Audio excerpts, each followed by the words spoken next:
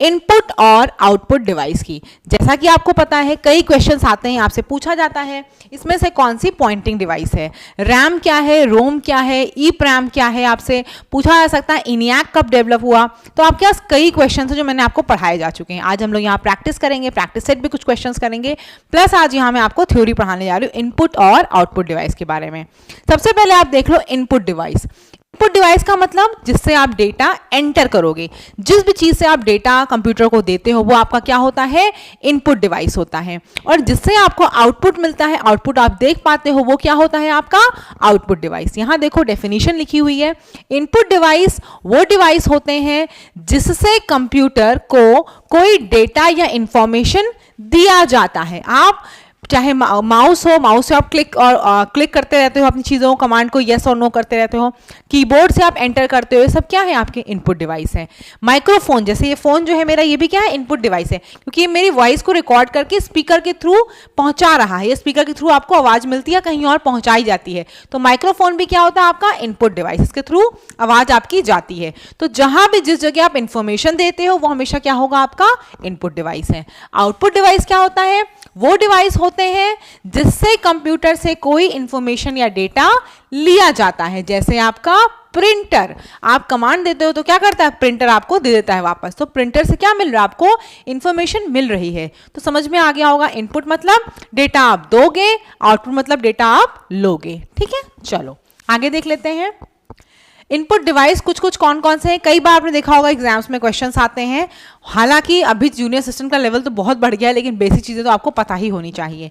Normally कई बार आता है इसमें से कौन सा इनपुट डिवाइस नहीं है, या फिर इनमें से कौन से इनपुट डिवाइस हैं। तो इनपुट डिवाइस कौन कौन से हैं देखो, कीबोर्ड, माउस, जॉयस्टिक, स्कैनर और आपका माइक्रोफोन, ये सभी क्या हैं आपके इनपुट डिवाइस हैं। ठीक है, जॉयस्टिक अगर आपने नहीं देखी, जैसे ये दिख रहा है ऐसा ही होता है जॉयस्टिक आपका, और ये पॉइंटिंग डिवाइस होती है। ठीक है, माउस और जॉयस्टिक दोनों आपकी क्या होती है, पॉइंटिंग डिवाइस। अब आपको यही बता देती हूं कि पॉइंटिंग डिवाइस क्या होती है।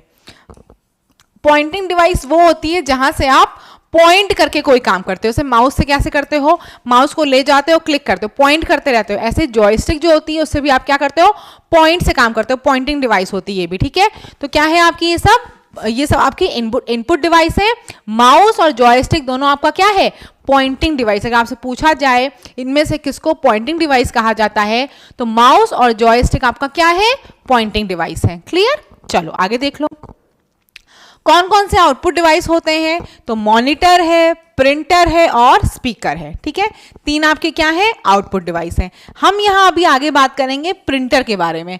कई बार आपने देखा होगा प्रिंटर से पूछा जाता है इसमें से कौन सा इम्पैक्ट प्रिंटर है, कौन सा नॉन इम्पैक्ट प्रिंटर है, लाइन प्रिंटर का कौन सा इसमें से उदाहरण है। ये सारी चीजें आपको आनी चाहिए, तो इसको अच्छे से रट लेना।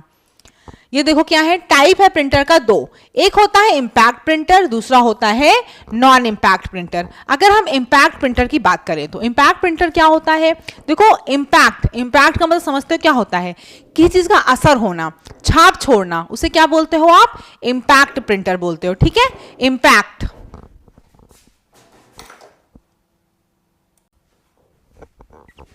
तो देखिए दो तरह के प्रिंटर होते हैं। इम्पैक्ट क्या होता है, इम्पैक्ट यानी कि किसी चीज की आप असर पड़ना या छाप पड़ना, वो क्या होता है इम्पैक्ट। यानी कि इम्पैक्ट प्रिंटर में आप देखोगे तो वहां क्या होता है, कागज और इंक जो होता है दोनों आपके कॉन्टैक्ट में होता है। ठीक है, अभी कैसे होता है मैं आगे आपको पूरा अच्छे से बता दूंगी, थोड़ा मोटा से यहाँ बता दे रही हूँ, समझा दे रही हूँ। इम्पैक्ट प्रिंटर में क्या होता है, एक आपका ऐसे समझ लो ऐसे कोई डिवाइस है, यहाँ पे कुछ बंधा होता है आपका जिसमें इंक निकल रही होती है, और कैसे करता है ये ऐसे ऐसे डब डब डब करके करता चला जाता है। तो एक चीज तो देख रहे हो ये ऐसे ऐसे करके कर रहा है, यानी कि इसका और पेपर का क्या हो रहा है, कांटेक्ट हो रहा है। तो कांटेक्ट होने से क्या होता है, ये पहली बात तो दिख रहा होगा कि ऐसे ऐसे कर करके जब टाइप करेगा, प्रिंट करेगा, तो क्या होगी, इसकी जो एफिशिएंसी होगी वो क्या होगी, स्लो होगी। ऑब्वियस सी बात होगी, ऐसे ऐसे ऐसे ऐसे करके प्रिंट कर रहा है, तो इसी को क्या होता है, इम्पैक्ट प्रिंटर बोलते हैं। नॉन इम्पैक्ट में क्या होता है, ऐसा कुछ नहीं होता है। उसमें क्या होता है, उसमें टच की जगह क्या होता है, पहली बात तो कांटेक्ट नहीं होता, दूसरा उसमें क्या होता है, कुछ आपका लगा होता है, उससे क्या होती है, चीजें आपकी स्प्रेड हो जाती है, स्प्रे की तरह काम करता है। तो देखो जब स्प्रे होने होने लग जाएगी, कोई चीज ऐसे फैलेगी तो उससे क्या होगा, जल्दी होगा, वो किफायती भी ज्यादा होगा आपका। तो ये क्या है, इम्पैक्ट प्रिंटर आपका थोड़ा सा कंपेरेटिवली क्या पड़ेगा, सस्ता पड़ेगा, नॉन इम्पैक्ट प्रिंटर आपका महंगा भी होता है। तो मोटे तौर पे समझ में आ गया होगा, इम्पैक्ट प्रिंटर जो कॉन्टैक्ट में आएगा, ठीक है, और नॉन इम्पैक्ट प्रिंटर जो ऐसे ऐसे स्प्रे करता चला जाएगा बिना किसी कॉन्टैक्ट के। ठीक, ये दो चीजें समझ लो अच्छे से। आगे देख लो, इम्पैक्ट प्रिंटर, यहां देखो डिफिनीशन लिखी हुई है, ध्यान से इसको पढ़ लो। कागज पर प्रिंट करने के लिए एक इंक रिबन का उपयोग करता है, ठीक है, इंक रिबन का उपयोग करता है। इसके परिणाम स्वरूप कागज पर एक टाइपराइटर की तरह प्रभावी प्रिंट आउट होता है। मैंने बताया ना, टाइपराइटर की तरह ऐसे ऐसे इसमें लगा होता है रिबन, ऐसे ऐसे ऐसे करके करता चला जाता है। लेकिन यह नियमित प्रिंटर की तुलना में अधिक शोर करता है, क्योंकि भाई खट खट खट खट खट खट मारेगा तो क्या होगा, आवाज तो ज्यादा ही आएगी, तो ये शोर बहुत करता है। प्रिंटर में छोटे पिन या एक प्रिंट हेड होता है जो अक्षर बनाता है। ये पिन या प्रिंट हेड इंक रिबन और कागज के संपर्क में आते हैं। मैंने बात बताई ना, इम्पैक्ट का मतलब समझ लेना कि ये क्या होगा, कागज के संपर्क में आएगा। नॉन इम्पैक्ट क्या होंगे, कागज के संपर्क में नहीं आएंगे। बस एक मोटी तौर पे ये चीज आप समझ लो, ये बहुत जरूरी है आपके लिए। संपर्क में आते हैं और अपनी छाप छोड़ते हैं, जिससे कागज पर प्रिंटिंग संभव हो जाता है। इम्पैक्ट प्रिंटर एक समय में केवल एक अक्षर या पंक्ति प्रिंट करता है, लेकिन ये अन्य प्रिंटर की तुलना में अधिक किफायती हैं। तो देखो क्या है, सस्ते होते हैं ये, लेकिन क्या करते हैं, शोर करते हैं। तो मैं अगर यहाँ बात कर लूँ तो क्या होते हैं, ये सस्ते होते हैं ये, ठीक है, सस्ते होते हैं, लेकिन क्या करते हैं, शोर अधिक मचाते हैं, और इनकी स्पीड क्या होती है, स्लो होती है। ये एक बार में क्या करते हैं, एक बार में ये एक अक्षर या एक लाइन टाइप कर पाएंगे। ठीक, आगे देख लेते हो, आगे देख लें क्या है। इम्पैक्ट प्रिंटर के उदाहरण, ये बहुत इंपॉर्टेंट है, कई बार आपसे एग्जाम में यही पूछा जाता है, इनमें से कौन सा इम्पैक्ट प्रिंटर का उदाहरण है, कौन सा नहीं है। तो एक के याद कर लोगे तो दूसरे के ऑटोमेटिक आप एलिमिनेट कर पाओगे। एक के याद कर लेना, इम्पैक्ट प्रिंटर कौन कौन से हैं, देखो, dot matrix printer, Daisy wheel printer और लाइन प्रिंटर। ये तीनों जो है ये लाइन प्रिंटर के आपके टाइप्स हैं, ठीक है। लाइन प्रिंटर के टाइप्स अगर पूछे जाएं तो आप बताओगे drum printer, chain printer, band printer. तो ये बहुत इंपॉर्टेंट है, कई बार एग्जाम्स में ये आ चुका है कि कौन सा इम्पैक्ट प्रिंटर का उदाहरण है और कौन सा नॉन इम्पैक्ट प्रिंटर का उदाहरण है, ये अच्छे से कर लेना। तो इम्पैक्ट के फिर से कौन कौन से देखो, dot matrix, Daisy wheel, line printer, ये किसके हैं, आपके इम्पैक्ट के हैं। और लाइन प्रिंटर में कौन कौन सा है, drum printer, chain printer, band printer. Clear है, आगे देख लो। नॉन इम्पैक्ट प्रिंटर, मैंने बता दिया ना, नॉन इम्पैक्ट प्रिंटर क्या करेगा, शोर नहीं करेगा, स्प्रे करेगा, ऐसे ऐसे फैलाएगा, है ना। और दूसरा क्या है, कॉन्टैक्ट में नहीं आएगा, कागज के संपर्क में नहीं आएगा। डेफिनेशन पढ़ लेते हैं। नॉन इम्पैक्ट प्रिंटर एक प्रकार का प्रिंटर है जो प्रिंटिंग के लिए कागज पर स्याही रिबन नहीं मारता। अभी तक आप क्या करते, ऐसे ऐसे मार रहे थे ना, ये क्या करता, कागज पर रिबन नहीं मारता है। यह इम्पैक्ट प्रिंटर के बिल्कुल विपरीत होता है, कागज पर स्याही रिबन मारकर प्रिंट करता था। नॉन इम्पैक्ट प्रिंटर क्या करता है, अलग तरह से काम करता है। ये प्रिंटिंग के लिए स्प्रे या इलेक्ट्रॉनिक तकनीक का उपयोग करता है। ये हाई क्वालिटी वाला होता है और अक्षर और ग्राफिक्स का उत्पादन अच्छे से करता है, हाई क्वालिटी में होता है। हालांकि नॉन इम्पैक्ट प्रिंटर क्या होते हैं, इम्पैक्ट की तुलना में अधिक महंगे होते हैं, इसीलिए यहां पर आपको आगे दिखा रही हूं वो क्या है, नॉन इम्पैक्ट प्रिंटर का उदाहरण होगा। समझ में आ गया होगा। एक तो यहां क्या होगा, कागज का संपर्क नहीं होगा, ठीक। और बताओ क्या होगा, मुझे बिल्कुल सही, शोर कम करेगा, है ना, शोर कम करेगा। और क्या होगा दोस्तों, महंगा होगा। लेकिन क्या होगी यहां पे, क्वालिटी जो होगी वो आपकी क्या होगी, क्वालिटी अच्छी होगी। ठीक, क्लियर। चलो आगे देख लेते हैं हम लोग। नॉन इम्पैक्ट प्रिंटर का उदाहरण दिया गया, कौन कौन सा है देख लो। Laser printer, photo printer, inkjet printer, portable printer, multifunctional printer, thermal printer. तो मैं आपको बार बार कह रही हूं, एक का याद कर लोगे दूसरे का याद हो जाएगा। उसमें कौन कौन से थे बताओ, उसमें थे आपके इम्पैक्ट प्रिंटर में dot matrix printer, Daisy wheel printer और आपका लाइन प्रिंटर। तो वहां वाले अगर तीन याद कर लोगे तो सारे बचे हुए क्या हो जाएंगे आपके नॉन इम्पैक्ट प्रिंटर के उदाहरण। कौन कौन से थे बताओ जरा मुझे फिर से। देखो 2-3 बार करोगे तो आज ही क्लास में चीजें याद हो जाएंगी, आपको बार बार पढ़ने की जरूरत नहीं पड़ेगी। डॉट मैट्रिक्स प्रिंटर और आपका डेजी व्हील प्रिंटर और आपका क्या है बताओ मुझे, बिल्कुल सही, आपका लाइन प्रिंटर। ठीक, तो ये आपके किसके उदाहरण है? ये आपके इम्पैक्ट प्रिंटर के उदाहरण है। ये एक याद कर लो, दूसरा अपने आप लेजर प्रिंटर वगैरह सब किसका एग्जाम्पल हो जाएगा? नॉन इम्पैक्ट प्रिंटर का। समझ में आ रहा है? समझ में आ रहा है तो वीडियो को लाइक करना, अपने दोस्तों के साथ शेयर करना, और चैनल पे नए होंगे तो सब्सक्राइब करके बेल आइकन को जरूर दबा लेना, जिससे कि जब भी क्लासेस अपलोड हो तो आपको पता चल जाए। आगे देख लो, क्वेश्चन आ रहा है। क्वेश्चन के आंसर मेरे साथ साथ आप सभी लोग दोगे अपनी कॉपी में, और जितने भी सही होंगे ये कमेंट सेक्शन में बताओगे मुझे कितने आपके सही आ रहे हैं, क्योंकि ये जो है ये बहुत आसान सा है। अगर इसमें भी आपके नंबर नहीं आ रहे हैं तो इसका मतलब आपको कंप्यूटर बहुत अच्छे से पढ़ने की जरूरत है। ठीक है, बहुत आसान सारे क्वेश्चन है, तो सभी लोग ईमानदारी से इसके आंसर देते हुए चलना। Which of the following is an input device? आपसे पूछ रहा है इनमें से कौन सा इनपुट डिवाइस है। जल्दी से ऑप्शंस देखो और मुझे बताओ कौन सा इनमें से इनपुट डिवाइस है। बिल्कुल सही, इसमें से आपका कीबोर्ड होगा। वन का क्या हो जाएगा? बी। कीबोर्ड जो है वो आपका क्या है? Input device. जिसका जिसका बी सही हो अपने आप को 1 मार्क्स दे देना। आगे देख लो, माउस का आविष्कार किसने किया था? 3-4 लोगों के नाम दिए हुए हैं, मुझे बता दो माउस का आविष्कार किसने किया था? टिम बर्न्स ली। इन्होंने किसका आविष्कार किया था? ये मुझे आप सभी को कमेंट सेक्शन में बताना है। ये मुझे बताना है कि इन्होंने किसका आविष्कार किया था, बताना है मुझे। टिम बर्न्स ली ने किस चीज का आविष्कार किया था? ठीक है, ये बताना है। और इसका आंसर बताओ जल्दी से। माउस का आविष्कार किसने किया था? बिल्कुल सही, डगलस इंगेलबर्ट। इंगेलबर्ट या इंजेलबर्ट कुछ भी बोल सकते हो, इनका नाम क्या है इंग्लिश में? डगलस इंजेलबर्ट। ENGE लिखा हुआ है, ठीक है, इंजेलबर्ट। क्लियर? डगलस इंजेलबर्ट, ये इन्होंने माउस का आविष्कार किया था। 2 का 4 है, यानी कि 2 का डी ऑप्शन है। नेक्स्ट देख लो, माउस को इस नाम से भी जाना जाता है। माउस को किस नाम से जाना जाता है, बताना इसका आंसर। बिल्कुल सही, इसका आंसर है आपका ए, यानी कि 1, पॉइंटिंग डिवाइस। माउस को किस नाम से जाना जाता है? माउस को पॉइंटिंग डिवाइस के नाम से जाना जाता है। आगे देख लीजिए, MICR का पूरा नाम क्या है? बताना मुझे, MICR का पूरा नाम क्या है? बिल्कुल सही, इसका आंसर 2 हो जाएगा। MICR का पूरा नाम है मैग्नेटिक इंक कैरेक्टर रिकॉग्निशन। ये गलत है, मैग्नेटिक इंक कैरेक्टर रिकॉग्निशन है इसका, रीडर नहीं होगा, कैरेक्टर रिकॉग्निशन। ठीक है, यहां रीडर लिखा हुआ है मैग्नेटिक इंक कैरेक्टर रिकॉग्निशन, तो इसका 2 ऑप्शन होगा। ठीक है, आगे देख लो, USB का पूरा नाम क्या है? मुझे बताओ। USB का फुल फॉर्म सभी को पता होगा, क्या है USB का फुल फॉर्म? बिल्कुल सही, सब लोग बता रहे हो। इसका आंसर क्या है? फटाफट से देखो आंसर बताना, मेरे आंसर का वेट मत करो। 5 का क्या होगा? 5 का 2 होगा। USB का फुल फॉर्म होता है यूनिवर्सल सीरियल बस। ठीक, नेक्स्ट देख लेते हैं, रैम का विस्तृत नाम क्या है? ये तो मैं बहुत बार बता चुकी हूँ, परसों की क्लास में आप लोगों को लगातार मैं बोलती रही हूँ रैम क्या है, रोम क्या है, रैम क्या है, रोम क्या है। तो रैम का फुल फॉर्म सभी को पता होगा ना? बिल्कुल, क्या है इसका? रैंडम एक्सेस मेमोरी, यानी कि 1 वाला। रैंडम एक्सेस मेमोरी क्या है आपकी? रैम होती है। कैसी मेमोरी होती है? वोलेटाइल होती है, यानी कि जैसे ही आपका कंप्यूटर ऑफ होगा ये क्या होगी? इसकी मेमोरी डिलीट हो जाएगी। इसके 2 टाइप होते हैं, कौन कौन से? स्टैटिक रैम और dynamic RAM, SRAM and DRAM। आगे देख लो, निम्नलिखित में से कौन इनपुट डिवाइस नहीं है? बताना इसमें से कौन सा इनपुट डिवाइस नहीं है। सब लोग फटाफट से आंसर दो, इसका ज्यादा देर मत लगाओ।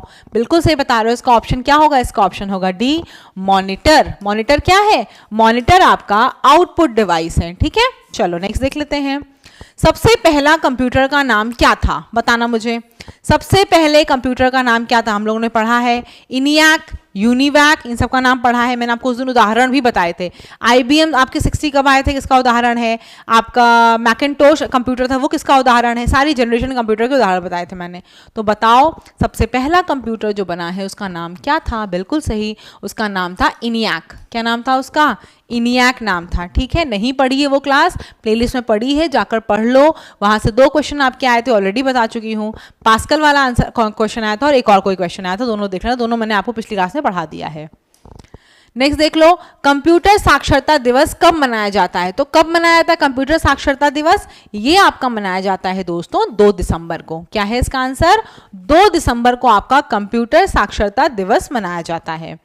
नेक्स्ट देख लो, 1 किलोबाइट कितने बाइट के बराबर होता है? ये बहुत इंपॉर्टेंट है, जो ये बता रही हूं मैं, कई बार क्वेश्चंस में आ चुका है। 1 किलोबाइट किसके बराबर होता है दोस्तों? 1 किलोबाइट आपका 1024 बाइट के बराबर होता है। ये याद रख लो, ये बहुत जरूरी है। 1 किलोबाइट 1024 बाइट के बराबर होता है। 1 मेगाबाइट 1024 किलोबाइट के बराबर होता है और 1 गीगाबाइट आपका 1024 मेगाबाइट के बराबर। ठीक है, ये डेटा याद कर लो। 1 किलोबाइट 1024 बाइट के बराबर होता है। ठीक, इसका ए ऑप्शन है। नेक्स्ट देख लो, 1 मेगाबाइट किसके बराबर होता है? 1024 किलोबाइट के बराबर होता है। मैंने बताया ना अभी पीछे आपको। ऐसे ही अगर पूछूं 1 गीगाबाइट किसके बराबर होता है, तो गीगाबाइट 1024 मेगाबाइट के बराबर होता है। समझ में आ गया होगा ना अच्छे से? ये रीडिंग जो आपका डेटा है, मतलब यूनिट है, इसको जरूर याद कर लेना, कई बार एग्जाम में पूछी गई है ये। 1 किलोबाइट आपका किसके बराबर है? 1024 बाइट के बराबर। 1 मेगाबाइट किसके बराबर है? 1024 किलोबाइट के बराबर। एंड 1 गीगाबाइट किसके इक्वल है? ये आपका इक्वल है 1024 मेगाबाइट के इक्वल। क्लियर है? ये डेटा याद रख लो, बहुत इंपॉर्टेंट है। आगे देख लो, कंप्यूटरों में प्रयुक्त आईसी चिप किससे बनते हैं? बताओ, आपने पढ़ा होगा। किस जनरेशन में आईसी की डेवलपमेंट हुई थी, ये मुझे बताओ कमेंट सेक्शन में। जितने क्वेश्चंस मैं बता रही हूँ उसके आंसर कमेंट सेक्शन में जरूर देना। आईसी चिप आपकी किस जनरेशन ऑफ कंप्यूटर में यूज होनी शुरू हुई थी, ये मुझे एक आंसर दो और बताओ आईसी चिप किससे बनती है। तो बिल्कुल सही, ये बनती है आपकी सिलिकॉन से, सेमीकंडक्टर से। ठीक है, सेमीकंडक्टर से बनती है आपकी आईसी चिप। ठीक, सेमीकंडक्टर से, सिलिकॉन से। आगे देख लो, इंटरनेट के पते में जो पद होता है HTTP, इसका सही विस्तृत रूप क्या है? बताओ जरा क्लास। ये बहुत कई बार एग्जाम्स में आ चुका, बहुत इंपॉर्टेंट भी है। कंप्यूटर की तैयारी कर रहे हो तो ये सब बेसिक चीजें तो जरूर पता होनी चाहिए। बताओ जल्दी से, इंटरनेट के पते में जो पद होता है HTTP, इसका सही फुल फॉर्म क्या है? बिल्कुल सही, हाइपर टेक्स्ट ट्रांसफर प्रोटोकॉल, यानी कि option number D, hyper text transfer protocol. ठीक है, चलो 15 देख लेते हैं। सीपीयू के एएलयू में होते हैं। सीपीयू क्या है आपका? Central processing unit. एएलयू क्या है आपका? Arithmetic logic unit. ये सारे मैथमेटिकल फंक्शंस करता है। ठीक है, तो इसके एएलयू में क्या होते हैं? तो क्या होते हैं इसमें? रजिस्टर होते हैं। इसका क्या ऑप्शन हो जाएगा? बी हो जाएगा। सीपीयू के एएलयू में क्या होता है? रजिस्टर होता है। आगे देख लो, सीपीयू और इनपुट आउटपुट, सीपीयू और इनपुट आउटपुट के बीच सिग्नलों के मूवमेंट को कौन नियंत्रित करता है? तो कौन नियंत्रित करेगा? बताओ। नियंत्रण का काम मतलब कंट्रोल का काम, तो कंट्रोल कौन करेगा? कंट्रोल यूनिट करेगा। तो 16 का ए हो जाएगा। ठीक है, कोई दिक्कत नहीं। चलो नेक्स्ट देख लेते हैं। निम्नलिखित में से ऑप्टिकल मेमोरी है, कौन सी इसमें से ऑप्टिकल मेमोरी है? जरा पढ़ना और बताना मुझे। ऑप्टिकल मेमोरी इसमें से कौन सी है? तो बिल्कुल सही, सीडी रोम। सीडी रोम का फुल फॉर्म बताना है जरा क्लास, क्या होता है? सीडी रोम का फुल फॉर्म होता है, सीडी का फुल फॉर्म होता है कॉम्पैक्ट डिस्क। ठीक है, कॉम्पैक्ट डिस्क। और आरओएम, रोम का फुल फॉर्म क्या होता है? Read only memory. क्या होता है फुल फॉर्म इसका? Read only memory. क्लियर है? रोम के मैंने सारे एग्जांपल आपको टाइप्स बता चुकी हूं, कौन कौन से होते थे? Programmable read only memory, erasable read only memory और electrically erasable read only memory. ठीक है, ईईप्रोम, प्रोम सब थे आपके। सीपीयू का पूर्ण रूप क्या है? जल्दी से बता दो। तो सीपीयू का फुल फॉर्म क्या होता है दोस्तों? सेंट्रल प्रोसेसिंग यूनिट सीपीयू का फुल फॉर्म होता है। ठीक है, ये आपका सारा काम मैंने बताया था आपको। सीपीयू जो होता है वो क्या होता है? Brain of computer. जैसे हम लोगों का दिमाग है वैसे ही ब्रेन ऑफ कंप्यूटर क्या होता है? सीपीयू होता है। छोटी छोटी चीजें ये सब याद रखो, यही सब एग्जाम में आ सकती हैं। निम्न में से कौन इनपुट इकाई है? बताओ इसमें से कौन इसमें से इनपुट है? इसका तो आंसर बता सकते हो पूरी क्लास। बिल्कुल सही, क्या होगा इसका? माउस, है ना? माउस भी इनपुट इकाई है, कीबोर्ड भी इनपुट इकाई है, स्कैनर भी इनपुट इकाई है, यानी कि इसका आंसर क्या है? डी है। ये सारी चीजें क्या है आपकी? इनपुट डिवाइस हैं। ठीक है, माउस को मैंने बताया आपको, माउस और जो आपका जॉयस्टिक है ये दोनों क्या है? ये दोनों आपके पॉइंटिंग डिवाइस हैं। क्या है ये दोनों? आपकी पॉइंटिंग डिवाइस हैं। क्लियर? चलो आगे देख लेते हैं। कंप्यूटर के आविष्कारक कौन है बताओ, कंप्यूटर के आविष्कारक कौन है, किसको आप फादर ऑफ कंप्यूटर बोलते हो, कंप्यूटर का जनक कहा जाता है, क्या आंसर है इसका, चार्ल्स बैबेज। ये भी आप सभी को पता होगा। ठीक, तो आज के लिए आपकी कंप्यूटर हार्डवेयर की क्वेश्चन क्लास खत्म हो गई है। प्रैक्टिस सेट में करा दूंगी आपको, उसकी टेंशन मत लो आप। अब हम लोग जो नेक्स्ट टॉपिक स्टार्ट करेंगे वो हमारा क्या होगा, कंप्यूटर सॉफ्टवेयर। क्लास अच्छी लगती हो तो प्लीज चैनल को सब्सक्राइब करके बेल आइकन को दबाना बिल्कुल ना भूलना। जो भी कोई क्वेरी है, बार बार कहती हूँ, कमेंट सेक्शन में पूछो, टेलीग्राम ग्रुप से जुड़ जाओ, वहां पर भी पूछ सकते हो। धन्यवाद।